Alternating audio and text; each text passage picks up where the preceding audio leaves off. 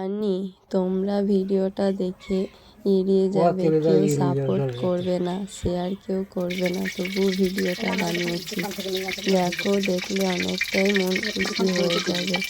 কিন্তু দেখো, দুজনেরই বয়স হয়ে গেছে, তবুও একে অপরকে ছেড়ে কোনো কাজই করে না এখনো পর্যন্ত।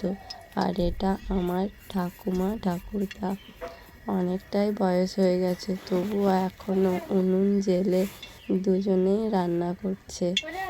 তো এটা আমাদের লুচি ভাজা হচ্ছে, ঠাকুরদা বেলে বেলে দিচ্ছে আর ঠাকুরমা তেলে দিয়ে তুলে নিচ্ছে।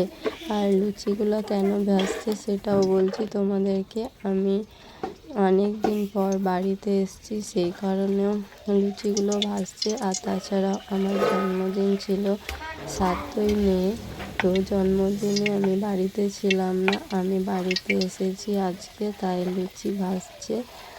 আর পায়েস করেছে, ঠাকুমাই করেছে পায়েসটা, লুচিটাও ঠাকুমাই ভাজছে, ঠাকুর বাবা এদিকে বেলে দিচ্ছে আর আমি পিছনে ভিডিও বানাচ্ছি।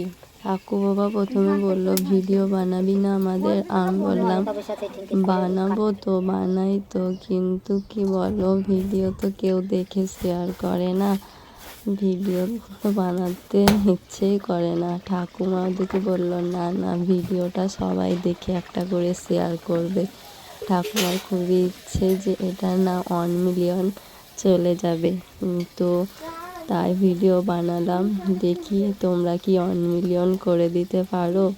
এই বয়স্ক ঠাকুমার মনের ইচ্ছেটা কি পূরণ করে দিতে পারো, দেখি তোমরা কেমন সাপোর্ট করো। তো কেমন হয়েছে ভিডিওটা অবশ্যই জানাও কমেন্টে। আর এই বয়স্ক আমার ঠাকুমার মনের ইচ্ছেটাও পূরণ করে দাও। তো সবাই ভালো থেকো, সুস্থ থেকো।